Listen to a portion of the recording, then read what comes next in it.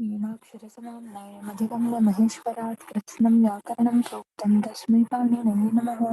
वाक्यकारं वररुचिं भाष्यकारं पतञ्जलिं पाणिनिं सूत्रकारं च प्रणतोऽस्मि मुनित्रयं। श्रौत्रारं तीक्ष्णैर्भिन्नैः महर्षिपुरहर्षिवं तौष्टूयमानः बहुना विहर्तचैत्येतराम्। इदानीं उत्तरकृदन्तप्रकरणस्य वयं कियत्पर्यन्तं दृष्टवन्तः?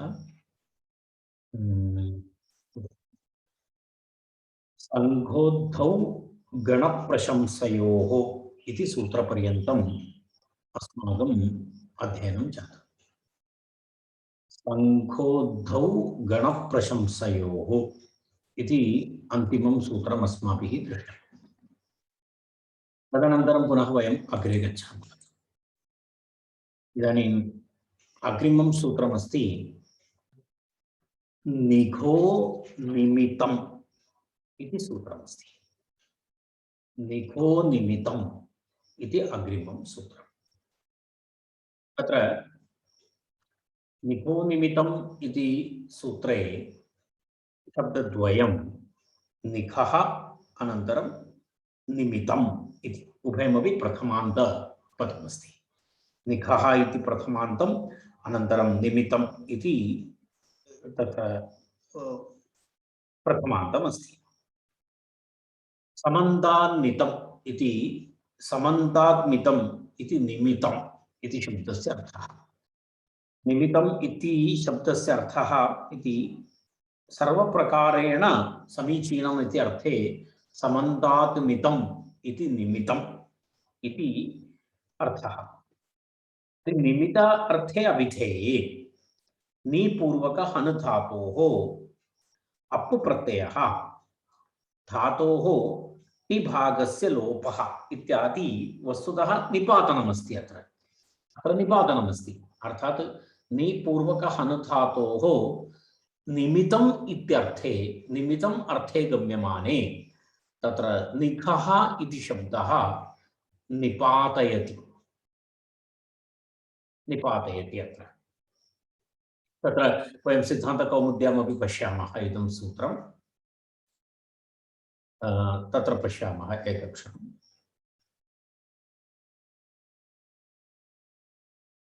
पश्यतु, निघः इति निमित्तम् इति अस्ति। निघः इति नि पूर्वात् हन्तेः अप्पु प्रत्ययः टिलोपः खत्वं च निपात्यते निमित्तं चेत् अभिधेयं भवति इति अस्ति। निघः इति निपूर्वात् हन्तेः अप्पु प्रत्ययः टिलोपः खत्वं च निपात्यते निमित्तं चेत् अभिधेयं भवति। एकक्षणम्।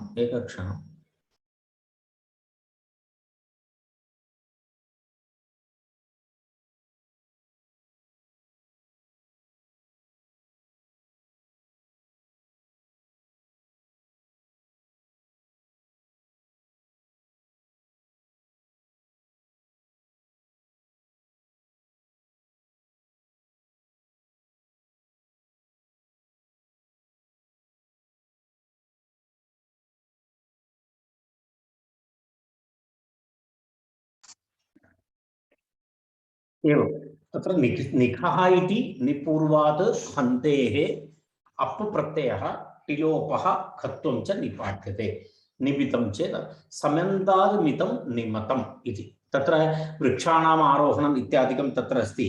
तत् अहम् अग्रे वयं पश्यामः। समारोह परिणाहम् इति तत्र निघाः इत्युक्ते वस्तुतः वृक्षाः इत्यर्थः। निघाः वृक्षाः विशेषणमस्ति। निघाः वृक्षाः निघाः शालयः इत्यादिकम् अस्ति तत्र। अर्थात् निर्विशेषं हन्यन्ते इत्यस्य अत्र ज्ञायन्ते इत्यर्थः इति निघाः। समारोह परिणाहाः इत्यर्थः। अर्थात् एवं क्रमेण उपरि गच्छति इति तस्मिन् अर्थे तत्र निघाः वृक्षाः इति वदन्ति। अर्थात् एवं समारोहण परिणाहाः इति। अर्थात तत्र तेषां समारोहः इत्युक्ते उपरि आरोहणम् उपरि उपरि तत्र गमनम् इति सम्यक् गच्छति इति कृत्वा निखाः वृक्षाः इति प्रयुज्यन्ते तत्र तथा तस्य प्रयोगः अस्ति अर्थात् वस्तुतः बहु चिरप्रयुक्तः इति नास्ति परन्तु तथा प्रयोगः अस्ति समन्तात् मितं निमतं निर्विशेषं हन्यन्ते ज्ञायन्ते इति निखाः वृक्षाः समारोहपरिणाहाः इति समारोहपरिणाहाः इत्युक्ते एवं तत्र एवं क्रमशः उपरि उपरि उपरि ये गच्छन्ति तदर्थं तस्मिन् अर्थे इति तस्य आशयः बालमनोरमायां पश्यामः बालमनोरमायां तत्र तत् अधिकं किमपि नास्ति विवरणमस्ति निमतशब्दे व्याचष्टे तत्र किम् अस्ति नि समन्तादित्यर्थे अव्ययानाम् अनेकार्थत्वादिति भावः तत्र एवमेव अस्ति तावदेव विवरणं दत्तमस्ति समन्तादित्यस्य निर्विशेषमिति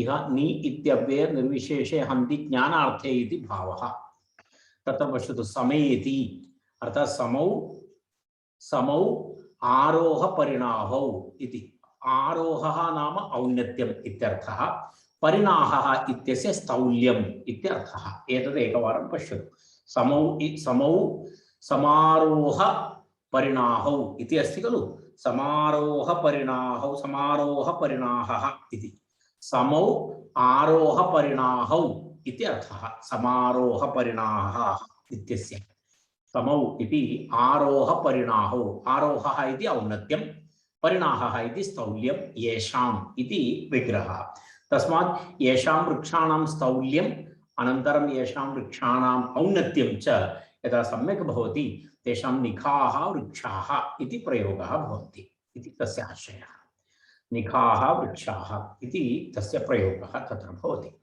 समौ आरोह परिणाहौ औन्नत्य स्थौल्यं येषाम् इति विग्रहः एतावत् किञ्चित् मनसि स्थापनीयं भवति अत्र एषः विषयः तत्र पुनः वयम् अग्रे गच्छामः तर्हि अत्र नि उपसर्गपूर्वक हन् धातु नि उपसर्गपूर्वक हन् धातोः निखः इति निखाः इति रूपं भवति नि इति हन् इति च भवति अत्र वैशिष्ट्यं नाम अत्रापि निपातनमेव अस्ति एतत् सर्वं निपात्यते नि इति उपसर्गः अनन्तरं हन् धातु तत्र किं भवति नि इति उपसर्गः भवति अनन्तरं हन् इति धातुः भवति तस्मात् अप्पु प्रत्ययः निपात्यते अप्पु प्रत्ययस्य अकारः भवति निहन इति भवति निहन भवति धातोः टि भागस्य लोपः भवति टि भागस्य लोपः इत्युक्ते हन् इत्यत्र अन् इत्यस्य लोपः निपात्यते अन् इत्यस्य लोपः निपात्यते तर्हि तत्र किं भवति नि अनन्तरं ह इति भवति अनन्तरं ह भवति निह इति भवति एतत् सर्वं हकारस्य पुनः निपातनेन तत्र किं भवति हकारस्य निपातनेन खकारः भवति तर्हि घ इति भवति एवं भवति ख इति निख इति भवति निख इति प्रातिपदिकसंज्ञा तस्य प्रथमा एकवचने सुप्रत्यये रुक्ते विसर्गे निखः निखः निखौ निखाः निखः निखौ निखाः इति तत्र सिद्धरूपं भवति निखः निखौ निखाः इति तत्र सिद्धरूपम् इति एतस्य विवरणम् एवमस्ति अयं शब्दः अपि निपातितः शब्दः तर्हि पुनरेकवारं सूत्रं पश्यामः सूत्रमस्ति निखो निमितम् इति निखो निमितम् इति सूत्रं सूत्रस्य अर्थः सम्बन्ध तत्र अत्र अधिकम् अर्थविवरणं नास्ति अत्र अस्ति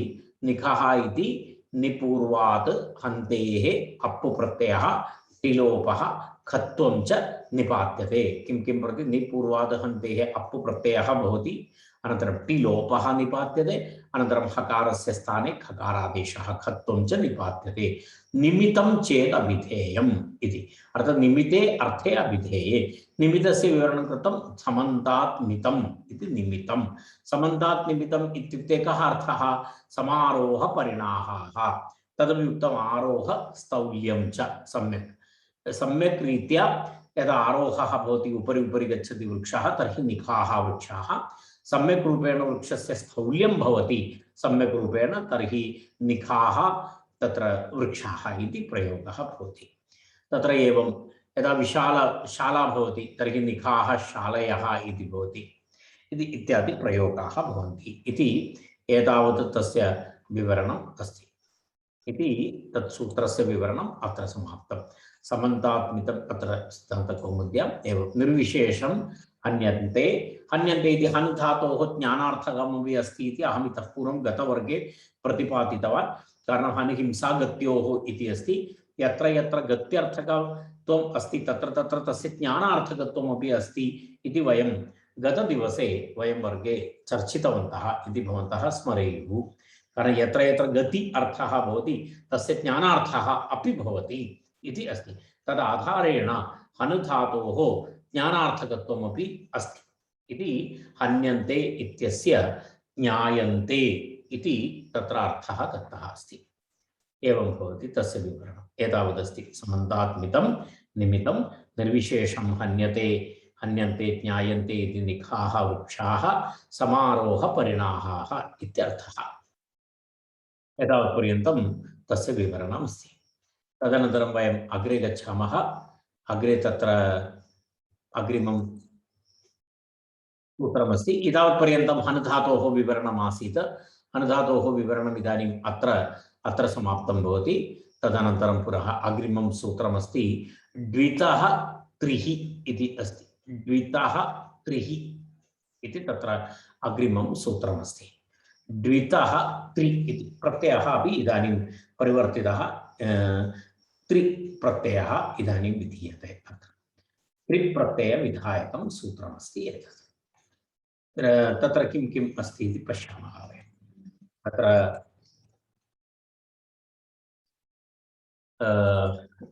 द्वितः त्रिः इति द्विपदं सूत्रं।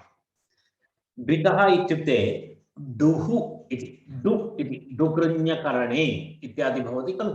डुकृञ्यकरणे डुपचष् इत्यादि धातवः भवन्ति।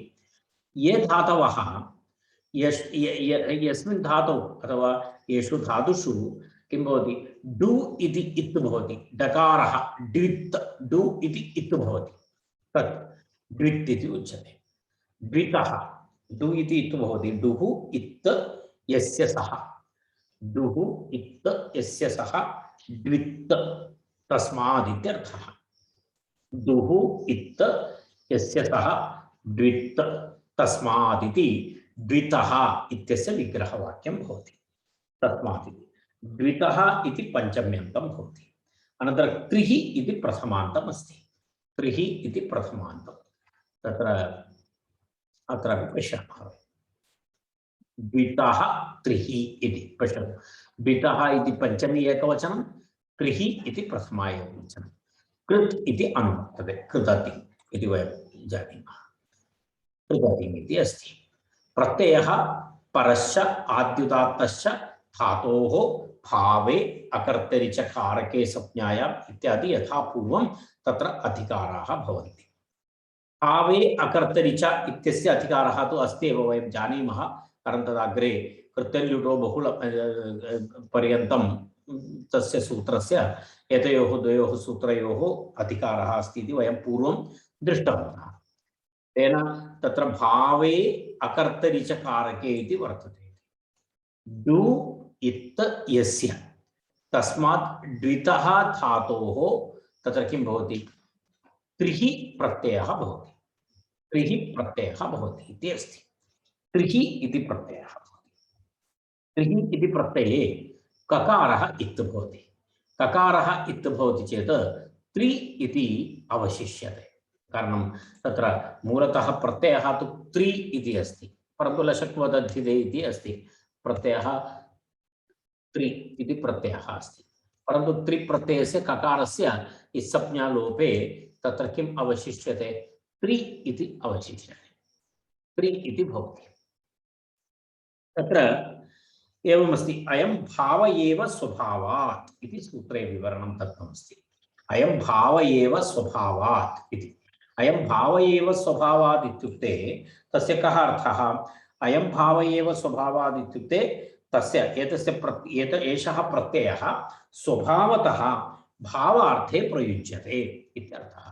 अर्थात् एतस्य प्रत्ययस्य प्रयोगः कुत्र भवति? स्वभावतः भावार्थे भवति। सामान्यतः भावार्थे एतस्य प्रयोगः भवति इति अयं भावः स्वभावात् इति उक्तमस्ति तत्र। पश्यतु, अत्र भावे इत्येव अनुवर्तते, न तु अकर्तरिकारके इत्यपि इति भावः इति केषाञ्चन आचार्याणां तत्र एवं मतमस्ति। तत्र एवं भावः अत्र एवमस्ति, अनुवृत्तौ अकर्तरिजभावे इति उक्तमस्ति, काशिकाकारः अपि उक्तवान् अस्ति। परन्तु अत्र बालमनोरमाकारः अयं भाव इत्यस्य विवरणम् एवं करोति, अत्र भावे इत्येव अनुवर्तते इति। अत्र भावशब्द भावार्थे एव अस्य प्रयोगः भवति, अकर्तरिचकारके इति न इति मनोरमाकारस्य एतस्य व्याख्यानमस्ति तत्र। परन्तु यदा वयं दृष्टवन्तः कुत्र काशिकायां तु एतद्वयमपि तत्र अनुवृत्तिविषयुक्तं भावे अकर्तरिचकारके इति अनुवर्तते इति मनोरमाकारस्य मतभेदः अस्ति तत्र। अत्र भावे इत्येव अनुवर्तते, न तु अकर्तरिचकारके इत्यपि इति तत्र तस्य विवरणमस्ति। एतत् अस्माभिः किञ्चित् अत्र नोट् करणीयमस्ति। अत्र उभयत्र किञ्चित् ईषन्मात्रं मतभेदः अत्र अस्ति। तावदेव अस्ति तस्य। पश्यतु, अनन्तरम् अग्रे गच्छामः वयम्। अनन्तरं यत्र त्रिप्रत्ययः भवति तत्र त्रेर्मं नित्यम् इति तत्र एकं सूत्रं तत्र भवति। नित्यग्रहणात् त्रिमप् विषयः इति। त्रिप्रत्ययान्तात् मप् निर्वृत्ते अर्थे नित्यग्रहणात् त्रिर्मप् विषयः इति। तत्र एवमस्ति, तस्य विवरणं पश्यामः वयं। प्रथमं तु त्रेर्मं नित्यम् इति सूत्रं पश्यामः। तत्र एवमस्ति, सूत्रसङ्ख्यां पश्यामः।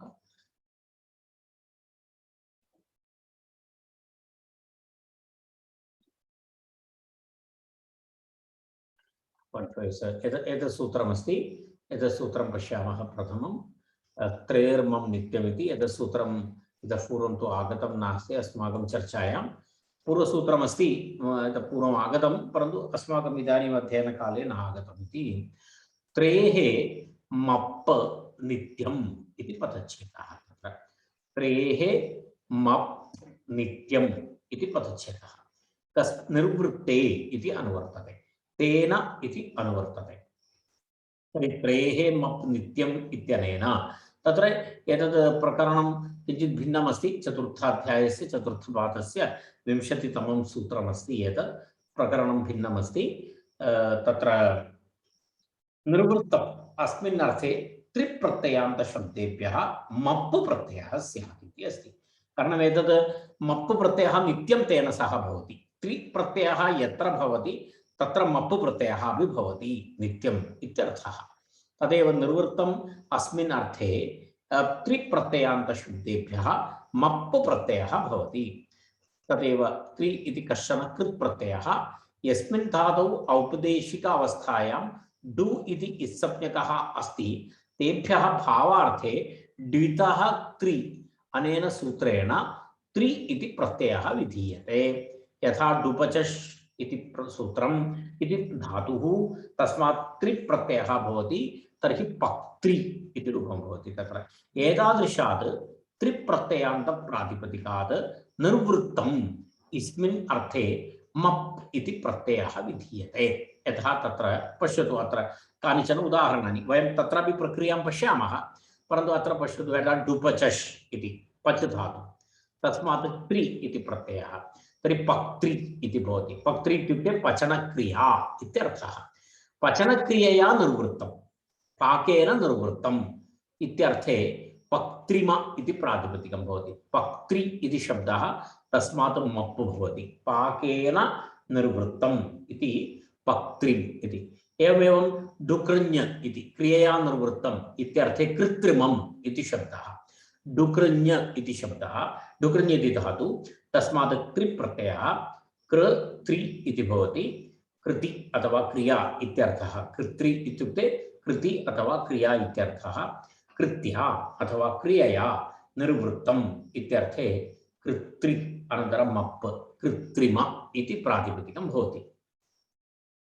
अत्र अत्र पश्यतु, अत्र अस्मिन् सूत्रे नित्यम् इति उक्तमस्ति। अस्य स्पष्टीकरणार्थं काशिकाकारः वदति नित्यग्रहणं स्वातन्त्र्यनिवृत्त्यर्थं तेन त्रयन्तं नित्यं मप्रत्ययान्तमेव भवति इति विषयान्तरे न प्रयोक्तव्यम् इति नियमः। यत्र त्रिप्रत्ययः भवति, त्रिप्रत्ययान्तः शब्दः भवति, तद् नित्यं मप्रत्ययान्तः अपि भवति इति अर्थः। अर्थात् त्रिप्रत्ययान्तशब्दः नित्यं मप्रत्ययेन सह एव प्रयोक्तव्यः, अन्यथा न इति अस्ति। अर्थात् इत्युक्ते तस्य आशयः कः? कृपक्त्री कृत्री इत्यादि एतादृशानां शब्दानां प्रयोगः न करणीयः इत्यर्थः। एतादृशानां शब्दानां प्रयोगः न करणीयः। किमर्थं? तत्र नित्यं मप् प्रत्ययः भवति। मप् प्रत्ययेन विना एतस्य प्रयोगः न करणीयः इति तस्य कथनस्य आशयः। एतदेव त्रयेः मम नित्यम् इति तत्र उक्तमस्ति। एतद् अत्यन्तम् एक महत्त्वपूर्णविषयः अस्ति। एतद् अस्माभिः मनसि सर्वदा स्थापनीयं। कारणं यत्र त्रिप्रत्ययान्तः शब्दः भवति, यत्र त्रिप्रत्ययान्तः शब्दः भवति, तस्मात् मप् प्रत्ययः नित्यं भवति इत्यर्थः। नित्यं तस्य प्रयोगः भवति, तद्विहाय प्रयोगः न भवति इति एतावत् इतः अस्माभिः अवगन्तव्यम् अस्ति। तदनन्तरं पुनः वयम् अग्रे गच्छामः। तत्र इदानीम् एतावत्पर्यन्तं भवन्तः ज्ञातवन्तः। तत्र एकं भावप्रत्ययान्तात् इमप् वक्तव्यः इति एकं वार्तिकम् अत्र दृश्यते, परन्तु तद् अत्र अस्माकं अस्मिन् सन्दर्भे नास्ति, केवलम् अस्माभिः एतावदेव द्रष्टव्यमस्ति। तर्हि एतद् विवरणं किञ्चित् मनसि स्थापयतु। अस्मिन् सूत्रे नित्यम् इति उक्तमस्ति। अस्य स्पष्टीकरणार्थं काशिकाकारः वदति नित्यग्रहणं स्वातन्त्र्यनिवृत्त्यर्थम्, अच्छा स्वतन्त्रप्रयोगः न भवति। तेन त्रयन्तं नित्यं मप्रत्ययान्तमेव भवति, विषयान्तरे न प्रयोक्तव्यम् इति उक्तं तत्र। तदनन्तरं पुनः अग्रे वदति त्रिप्रत्ययान्त इत्युक्ते त्रिप्रत्ययान्तशब्दः नित्यं मप्रत्ययेन सह एव प्रयोक्तव्यः, अन्यथा न। केवलं पक्त्री कृत्री एतादृशानां शब्दानां प्रयोगः न करणीयः। नित्यं पक्त्रिम कृत्रिम एतादृशं मप्रत्ययेन सह एव प्रयोगः कर्तव्यः इति आशयः। अतः विग्रहवाक्ये अपि एवमेवं भवति। त्रिप्रत्ययान्तस्य केवलं विग्रहवाक्यं न भवति। पश्यतु, तत्र पचनक्रियया निर्वृत्तं पक्त्रिमम् इत्येव उच्यते, न हि पक्त्र्या निर्वृत्तम् इति। पक्त्र्या निर्वृत्तम् इति प्रयोगः न भवति, कारणं तत्र केवलं पक्त्री इत्येव भवति। तथा न भवति। पाकेन निर्वृत्तं पक्त्रिमम् इत्येव विग्रहवाक्यं भवति। अर्थात् तत्र अश्वपदविग्रहः अस्ति समासे, तस्य अश्वपदविग्रहः इत्युच्यते। स्वपदविग्रहः नास्ति, पक्त्र्या निर्वृत्तम् इति न वदति। तत्र मप् प्रत्ययः भवति चेत् पाकक्रियया पाकेन निर्वृत्तम् इत्यर्थे पक्त्रिमम् इति शब्दः भवति। पाकं कृत्वा यत्किमपि निर्मितमस्ति पाकेन निर्वृत्तं, पचनक्रियया निर्वृत्तम् इति पक्त्रिमम्। ओदनं वा सूपः वा यत्किमपि वा भवतु पक्त्रिमम् इत्यर्थे प्रयुज्यते इति। एतावत् त्रयर्मं नित्यम् इत्यस्य विषये अस्माभिः ज्ञातव्यम्। एतद् वस्तुतः पूर्वमागतं सूत्रं वयं तत्र इदानीं दृष्टवन्तः इति अहं पुनः एतत् सूत्रं पुनरानीतवान्। इदानीं वयं पूर्वतनविषयं प्रति गच्छामः। द्वितः त्रिः इति सूत्रं प्रति गच्छामः। अत्र एवमस्ति। इदानीं डुः सिद्धान्तकौमुद्याम् अयं भाव एव स्वभावात् तस्य विवरणं दत्तं मया। त्रयेः मम नित्यं नित्यग्रहणात् त्रिर्मप् विषयः एतदुक्तं। नित्यग्रहणात् त्रि मप् विषयः सर्वदा मप् प्रत्ययान्तमेव भवति, तेन सह एव भवति। अत एव त्र्यन्तेन विग्रहः इति उक्तम्। अत एव त्र्यन्तेन इति अस्ति, तत्र किञ्चित् मुद्रणदोषः। त्र्यन्तेन विग्रहः इत्युक्ते त्रेर्मं नित्यम् इति त्र्यन्तेन न विग्रहः, केवलं त्रिप्रत्ययान्तशब्देन विग्रहः न भवति। यदा पक्त्र्या निर्वृत्तम् इति प्रयोगः न भवति, पाकेन निर्वृत्तम् इत्येव प्रयोगः भवति। तत्र स्वपदविग्रहः न भवति। अत्र इतोपि विवरणं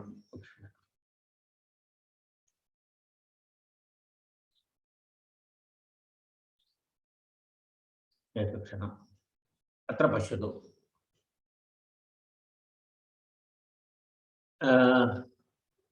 पश्यतु, त्रिप्रत्ययस्य मप्रत्ययं विना प्रयोगाभावात् पक्त्र्या निर्वृत्तम् इति स्वपदो विग्रहः नास्ति। एवं पक्त्र्या निर्वृत्तम् इति विग्रहः न भवति, किन्तु पाकेन निर्वृत्तम् इति अस्वपदविग्रह इत्यर्थः इति एतस्य विवरणस्य अर्थः। तदेव तत्र उक्तमस्ति, अत एव त्र्यन्तेन न विग्रहः इति। मप्रत्यान्तं विना प्रयोगाभावात् पक्त्र्या निर्वृत्तम् इति स्वपदविग्रहः नास्ति, किन्तु पाकेन निर्वृत्तम् इति अस्वपदविग्रहः इत्यर्थः इति एतत् ज्ञातव्यमस्ति। तदेव अत्र विवरणम्।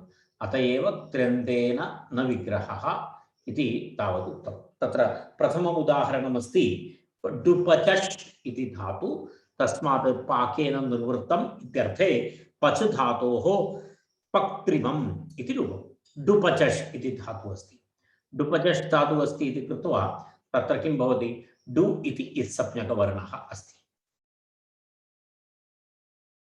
धातु किमस्ति, डु, डुपचष् इति धातुः अस्ति। केवलम् एकवारं दर्शयामि। तत् डुपच अनन्तरं ष इति भवति। डुपचष् इति धातुः अस्ति। डुपचष् धातु तत्र किं भवति, डकारः इत्यस्ति, डु इत्यस्ति, षकारस्यापि इत्संज्ञा अस्ति, अकारस्यापि इत्संज्ञा भवति, तस्मात् पच इति अवशिष्यते।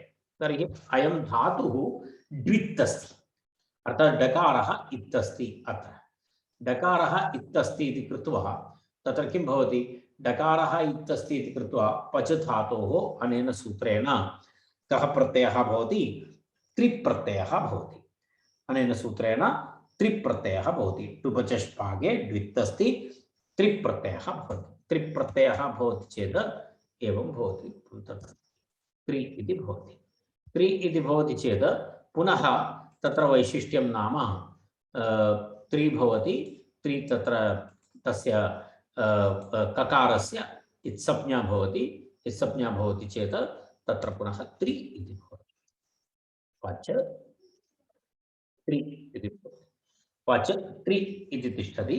पच त्रि इति स्थिते तत्र चकारस्य तत्र चोः कुः इति कुत्वं भवति। कुत्वं भवति चेत् पक्त्रि इति भवति। पक्त्रि, पक्त्रि इति भवति। इदानीम् एतस्मात् मप् प्रत्ययः भवति। पक्त्रि इति प्रथमं, तदनन्तरं त्रेः मं नित्यम् इति सूत्रेण मप् प्रत्ययः भवति। एतेन सह एतद् नित्यं भवति इत्यपि उक्तम् अस्माभिः। नित्यं भवति इति उक्तं। मप् प्रत्ययस्य पकारस्य संज्ञालोपः भवति। तर्हि किं प्रातिपदिकं भवति, पक्त्रि, पक्त्रिम इति प्रातिपदिकं भवति। पक्त्रिम इति प्रातिपदिकम्। अत्र नपुंसकलिङ्गे तत्र विवक्षा अस्ति, तस्मात् सुप्रत्ययः, सुप्रत्यये अतो अम् इति सूत्रेण तत्र किं भवति, अमादेशः भवति। पक्त्रि, पक्त्रिम, अमादेशः भवति तस्य स्थाने। अमादेशस्य अमिपूर्वः इति पूर्वरूपं भवति। पूर्वरूपं भवति चेत् पक्त्रि, पक्त्रिमम् इति तत्र भवति। इति प्रथम एकवचनं रूपं पक्त्रिमम् ओदनम् इति। तत्र एवं विशेषणवाचकविशेषणमस्ति, तेन सह अपि एतस्य शब्दस्य योगः भवति इत्यर्थः। तर्हि इदानीं भवन्तः प्रक्रियां दृष्टवन्तः। मूलधातु डुपचष् इति धातु। डुपचष् धातु द्वित् अस्ति, डकारः डु इत् अस्ति, तत्र षकारः अपि इत्, अकारः अपि इत्, तर्हि अवशिष्यते पच। पच धातोः त्रि प्रत्ययः ककारस्य संज्ञालोपः पच त्रि तदनन्तरं चोः कुः तत्र कुत्वं भवति पक्त्रि मप् अनन्तरं त्रेर्मं नित्यमिति सूत्रेण मप् मप् पकारस्य संज्ञालोपः पक्त्रिम तस्मात् सुप्रत्यये अमादेशे पूर्वरूपे पक्त्रिमम् इति तत्र रूपं भवति इति एकं रूपं तत्र दर्शितमस्ति पच धातोः अर्थं वयं जानीमः तेन कारणेन तत्र एतत् वक्तव्यं नास्ति अग्रिमम् एकमस्ति तत्र डु वप् इति अस्ति वप्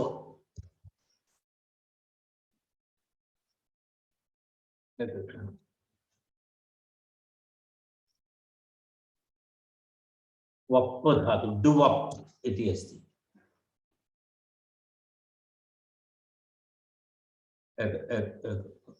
वप्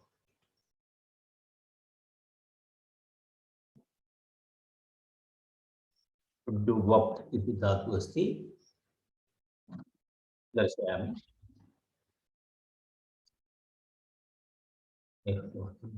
वपति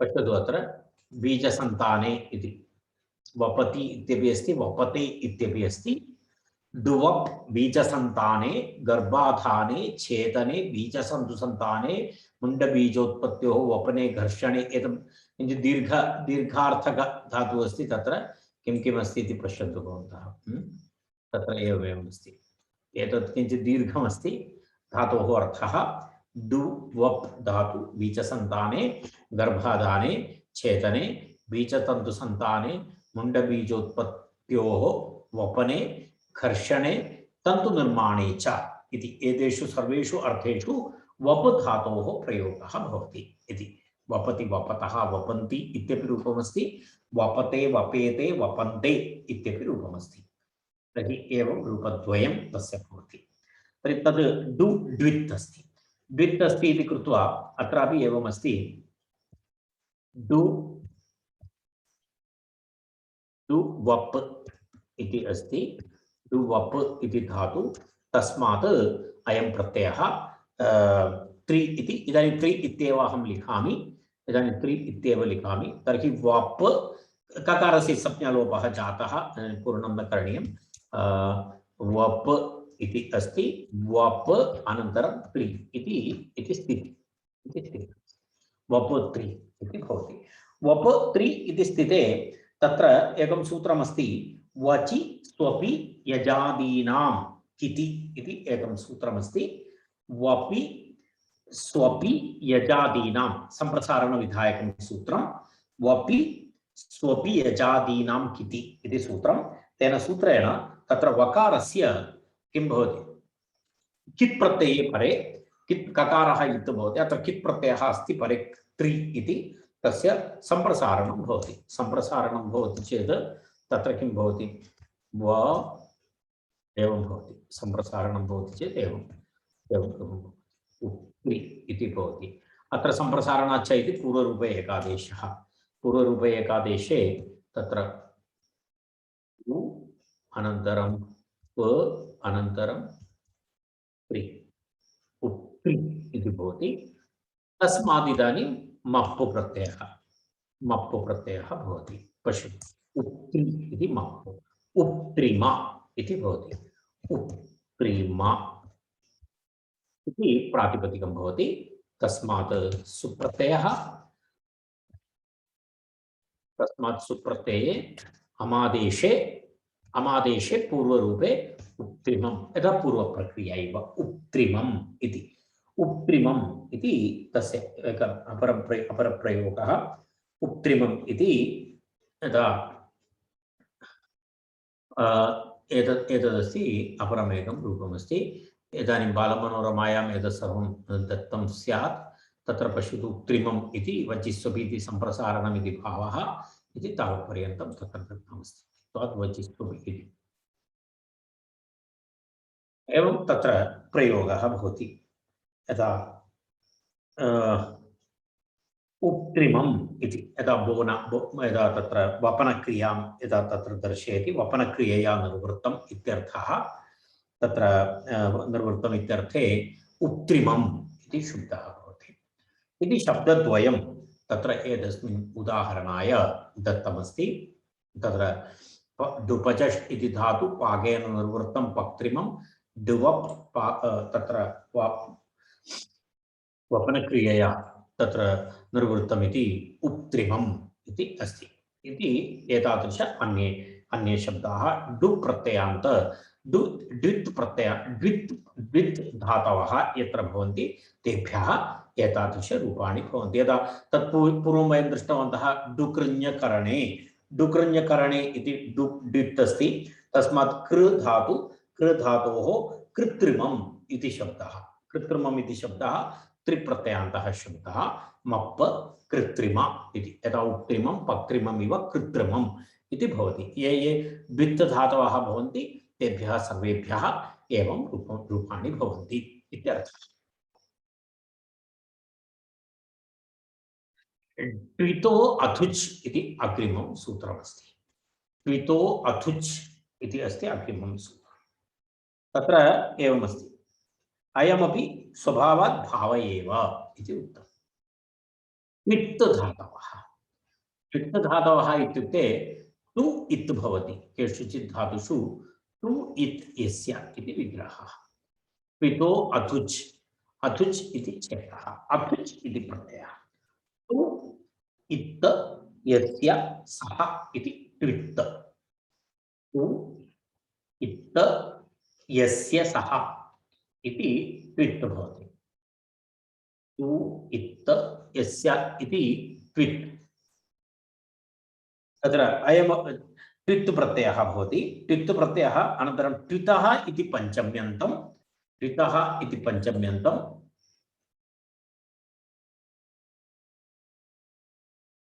ट्वितः इति पञ्चमी एकवचनम्, अथुच् इति प्रथमा एकवचनं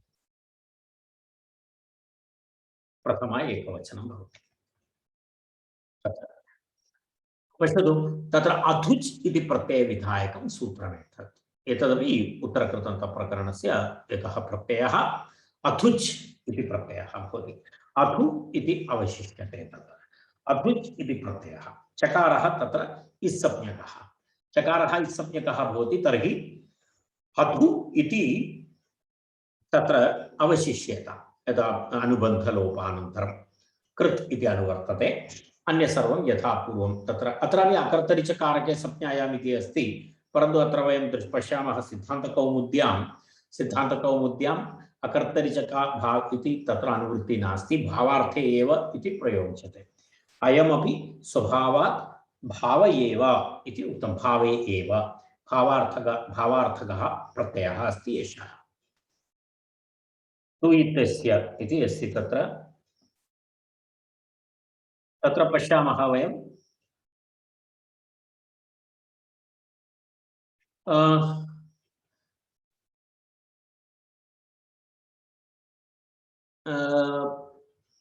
पश्यतु, अत्र टु इत्यस्य तस्मात् ट्वितो धातोः अथुच् प्रत्ययः भवति भावादौ इति अस्ति। वयं शब्दान् जानीमः, केवलं तस्य प्रत्ययरूपेण विवरणम् एव तत्र एवं विशेषः अस्ति। ट्वेप्र कंपने इति धातु, तत्र ट्वेप्र कंपने इति धातु अस्ति। टु वेप्र इति धातु, तस्मात् अयं प्रयोगः भवति। तत्र पश्यामः, वेपधु इति शब्दः, श्वयधु इति शब्दः, क्षवधु इति शब्दः, एते सर्वे शब्दाः उदाहरणरूपेण अत्र दत्तानि सन्ति काशिकायां। वेपधु, अनन्तरं श्वयधु, अनन्तरं क्षवधु, एते सर्वे टु इत् धातवः भवन्ति। अत्र एकैकस्य विवरणं पश्यामः। विवरणमिति एकं पश्यामः चेत् अन्येषाम् अवगन्तुं वयं शक्नुमः। टु वेप्र इति अस्ति, टु वेप्र, टु वेप्र इति धातु। पश्यतु, टु वेप्र कंपने इति अस्ति। वेपते, वेपेते, वेपन्ते। वयं जानीमः, वेपधुश्च शरीरे मे रोमहर्षश्च जायते इति तत्र कुत्र अस्ति? भगवद्गीतायां वयं पठितवन्तः, वयं श्रुतवन्तः। वेपथुश्च शरीरे मे रोमहर्षश्च जायते इति वेपथु इति शब्दः। एवं एवं प्रसिद्धशब्दाः एते सर्वे। एतस्य प्रत्ययः अथुच् अस्ति। तत्र अयं धातुः टु इत्यस्ति। पश्यतु अत्र टु वेपृ कम्पने इति धातुः। अत्र टु इति इत्यस्ति। आदिर्निटुडवः इति सूत्रमस्ति। आदिर्निटुडवः इति सूत्रं। धातोः आदौ यः टु भवति तत्र डु भवति, एतेषाम् इत्संज्ञा लोपः भवति। आदिर्निटुडवः इति सूत्रम्। आदिर्निटुडवः इति अर्थात् प्रत्ययस्य आदौ यद् नी भवति, टु भवति, डु भवति, तेषाम् इत्संज्ञा लोपः भवति इति तं सूत्रमपि अस्मिन् सन्दर्भे स्मरणं योग्यम्। आदिर्निटुडवः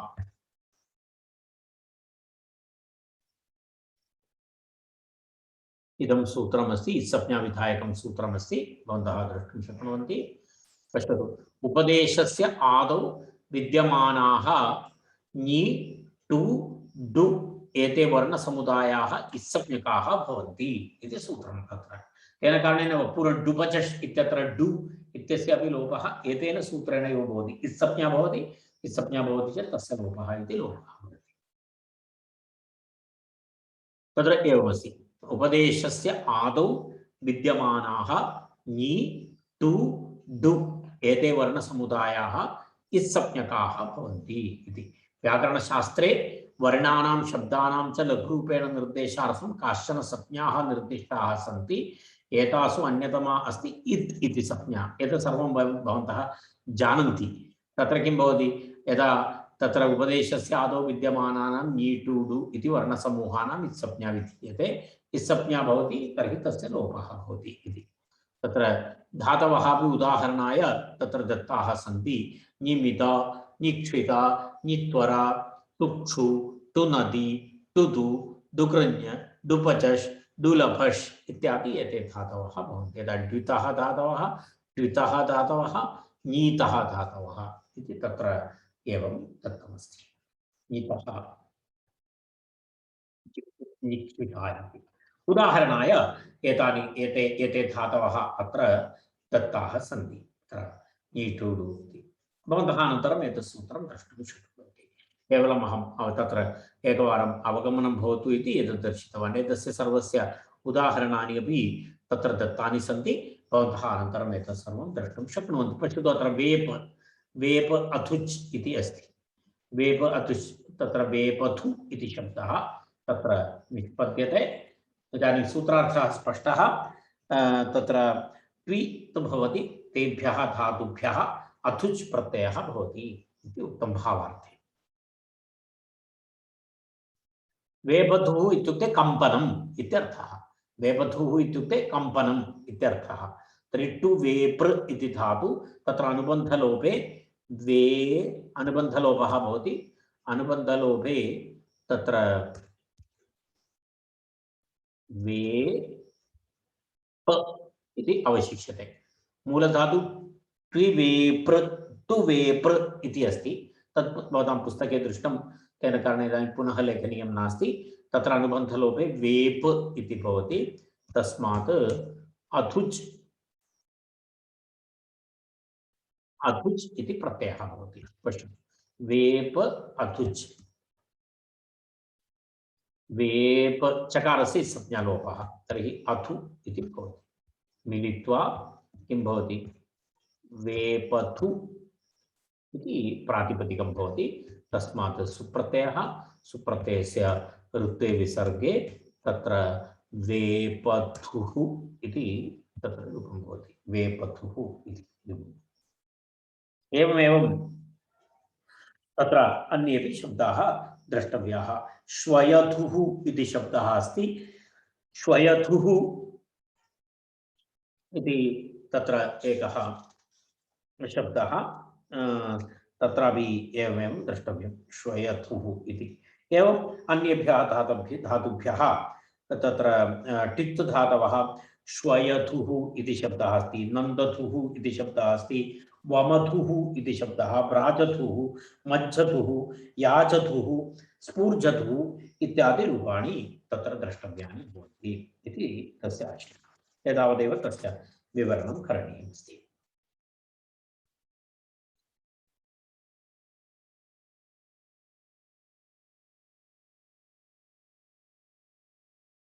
तत्र केवलम् एकः शब्दः दत्तः, तस्य विवरणं तु ओ श्वि गतिवृद्ध्योः इति तस्य रूपमस्ति श्वयथुः इति। कः धातुः? श्वि धातुः।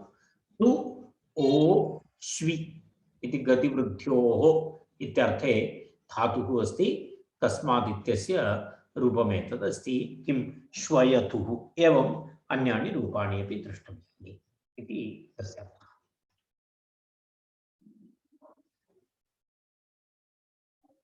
अग्रिमं सूत्रं तत्र अस्ति।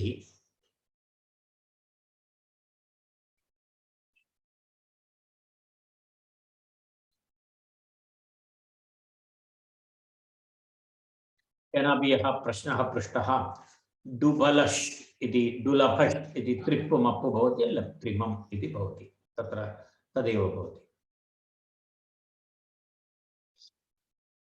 अग्रे पश्यामः। यज याच यत विच्छ प्रच्छ रक्षो नङ् इति अग्रिमं सूत्रम्। यज याच यत वि, तत्र किं किम् अस्ति? यजश्च याजश्च यतश्च विच्छश्च प्रच्छश्च रक्षश्च तेषां समाहारद्वन्द्वः। यज यजश्च याचश्च यतश्च विच्छश्च प्रच्छश्च रक्षश्च तेषां समाहारद्वन्द्वः यज याच यत यत विच्छ प्रच्छ रक्ष इति। तस्मात् इति तत्र पञ्चमी यच याच यत विच्छ प्रच्छ रक्षः इति पञ्चम्यन्तम्। तस्मात् नङ् इति प्रत्ययः भवति। नङ् इति प्रथमान्तः शब्दः। नङ् प्रत्ययविधायकं सूत्रमेतत्। नङ् प्रत्ययविधायकं सूत्रम्।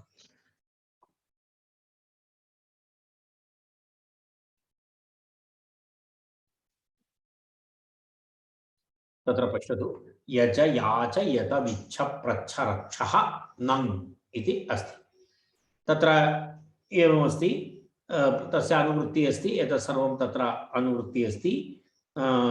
सूत्रार्थः तत्र विशेषतया दत्तः नास्ति, परन्तु अत्र कर्तृभिन्ने कारके इति अर्थः अपि भवति। भावार्थे कर्तृभिन्ने कारके अर्थे यज याच यत विच्छ प्रच्छ रक्ष एतेभ्यः धातुभ्यः किं भवति? नङ् प्रत्ययः भवति इति अस्ति। नङ् प्रत्ययः नकारः किम् इति च इति तत्र सूत्रमस्ति। तेन ङित् भवति चेत् गुणः न भवति, गुणप्रतिषेधार्थः इति उक्तं तत्र।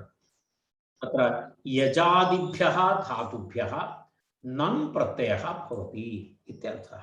यजादिभ्यः धातुभ्यः नङ् प्रत्ययः भवति। नकारः गुणप्रतिषेधार्थः इति उक्तम्। नकारः तत्र गुणप्रतिषेधार्थः इति अस्ति।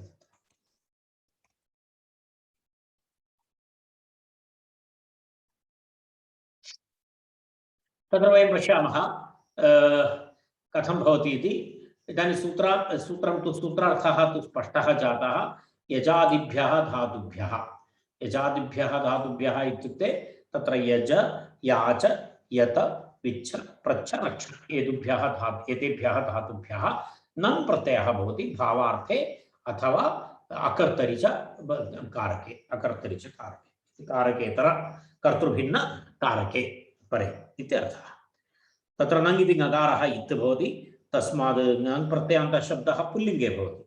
नङ् प्रत्ययान्तः शब्दः सामान्यतः पुल्लिङ्गे भवति इत्यपि अवगन्तव्यं। तर्हि प्रथमम् उदाहरणमस्ति यज धातु। यज धातोः यज्ञः, याज धातोः याञ्च, यत धातोः यत्नः, विष धातोः विष्णः, प्रच्छ धातोः प्रश्नः, रक्ष धातोः रक्षणः इति रूपाणि भवन्ति तत्र। यदा पश्यामः यज यज न यज्ञ इति भवति। यज धातोः तत्र किं भवति? यज्ञः। यज देवपूजा संगतिकरण दानेषु इति तत्र धातुः तद् वयं दृष्टवन्तः। इतः पूर्वमपि अहं दर्शितवान् यज धातु तत्र यज धातोः तत्र पश्यतु एतद् यच अस्ति यच धातोः प्रक्रियां वयं पश्यामः। तत्र यज धातोः अर्थः देवपूजा संगतिकरणादानेषु इति यज धातु। यज धातोः एकवारं नङ् प्रत्ययः अस्ति खलु। एकवारं तत्र प्रत्ययं दर्शयामि। नङ् प्रत्ययः इति भवति। नकारस्य इत् भवति। नकारस्य इत् भवति चेत् यज न इति यज न इति भवति। यज न इति स्थिते तत्र नकारः अस्ति। स्तोस्तु नास्तुः इति ष्टुत्वं भवति जकारस्य। जकारस्य ष्टुत्वे तत्र किं भवति य ञ इति भवति। ज ञ इति भवति। यज्ञ नकारस्य ञकारादेशः। तत्र किं भवति एकवारम् एकक्षणम्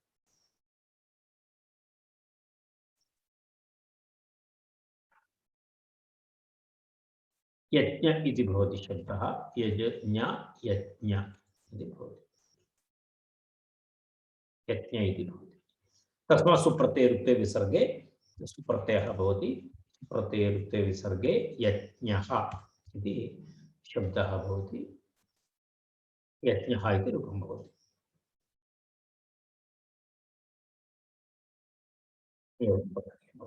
यज्ञः इति शब्दः भवति। यज् धातोः नङ् प्रत्यये यज्ञः इति शब्दः भवति। एवमेवं याज्ञा इति शब्दः टु याचृ याज्ञायाम् इति अस्ति। टु याचृ याज्ञायाञ्चायां याचनम् इति याच धातु।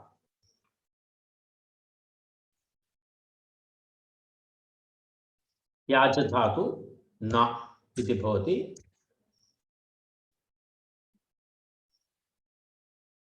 तर्हि अत्रापि एवमेवं भवति।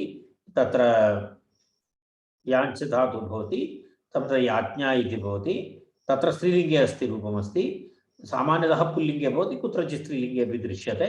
तत्र याञ्छा याञ्छा मोगा वरमधिगुणे इति कालिदासः। तर्हि याच ज्ञ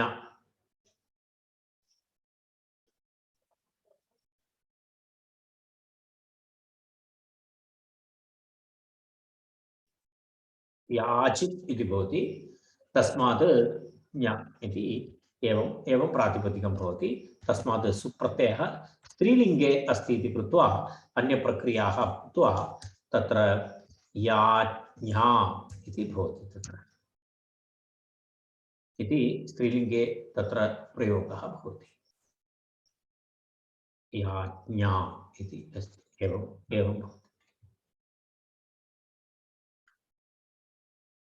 तदनन्तरं पुनः वयम् अग्रे गच्छामः। यत्नः इति अन्य शब्दाः भवन्तः द्रष्टुं शक्नुवन्ति। तत्र अस्ति यत्नः प्रयत्नः। यदि प्रयत्ने इति धातु। यदि प्रयत्ने इति धातोः यत् धातु यति प्रयत्ने इति धातोः न भवति चेत् तत्र यत्नः इति भवति। यत्नः इति भवति। एवं भवति। यत्नः इति भवति। तदेकमस्ति यत्नः इति। तदनन्तरं विष्णः इति अस्ति। विच्छनं विष्णः विच्छ धातु। तत्र विच्छ इति धातु भवति। तद् विच्छनम् इति विच्छ धातु अस्ति। तदेकवारं पश्यामः। वि अनन्तरं धातु किञ्चित् तदितः पूर्वम् अस्माभिः दृष्टं नास्ति इति कृत्वा अहं दर्शयामि इति चिन्तितवान्। एकक्षणम्।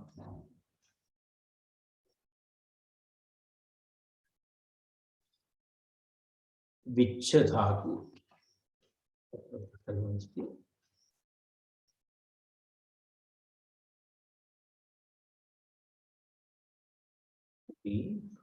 अनन्तरं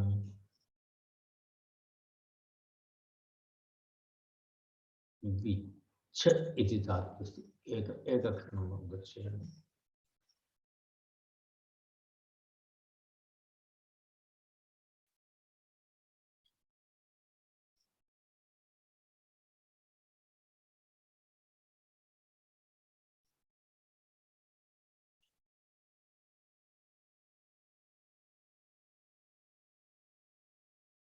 पश्यतु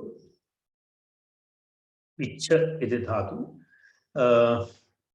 विच्छगतौ इति धातुः अस्ति तुदादिगणे अस्ति विच्छायति विच्छायतः विच्छायन्ति इति एवं सिद्धरूपं भवति एतत् किञ्चित् नवीनमस्ति अस्माभिः पूर्वं न दृष्टम् इति कारणेन अहम् एतत् अत्र दर्शयितुं प्रयत्नं कृतवान् विच्छगतौ इति विच्छायति विच्छायतः विच्छायन्ति इति तदा सिद्धरूपं भवति एतत् तुदादिगणे भवति एतत् तुदादिगणे अस्ति एवं तस्य किञ्चित् विशिष्टः प्रयोगः तस्मात् तत्र इदानीं विच्छ इति धातुः अस्ति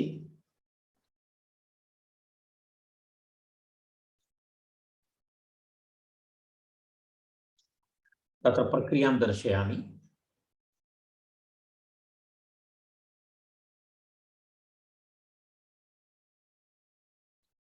विच्छ इति धातुः भवति विच्छ धातोः न इति तत्र प्रत्ययः विच्छ न इति भवति तत्र एवं सूत्रमस्ति इति अनेन सूत्रेण विच्छ भवति तत्र विच्छ इत्यस्य स्थाने च्वोः षूडनुनासिके च इति एकं सूत्रमस्ति च्वोः षूडनुनासिके च इति एकं सूत्रमस्ति तत्र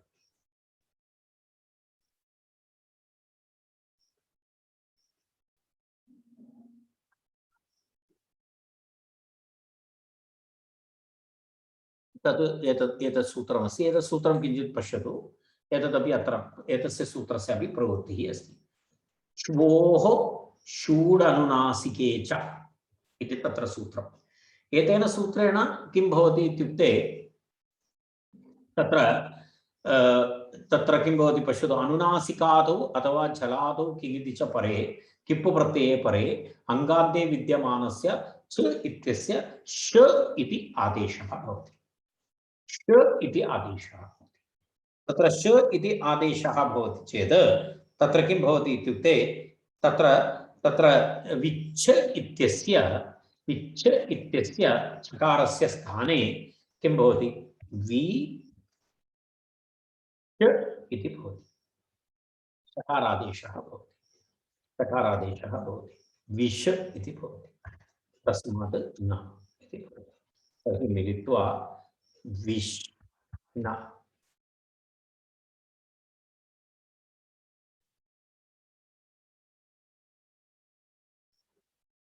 विष् इति विष्ण इति तत्र भवति विष्ण इति भवति तस्मात् सुप्रत्ययरुक्ते विसर्गे विष्णः इति रूपं भवति विष्णः इति एतेन सह वयम् अद्य अत्र तिष्ठामः अग्रिमरूपाणि श्वः पश्यामः शान्तिमन्त्रेण अलङ्कुर्मः सर्वे भवन्तु सुखिनः सर्वे सन्तु निरामयाः पश्यन्तु मा कश्चित् दुःखभाग् भवेत् ॐ शान्ति शान्ति शान्तिः धन्यवादः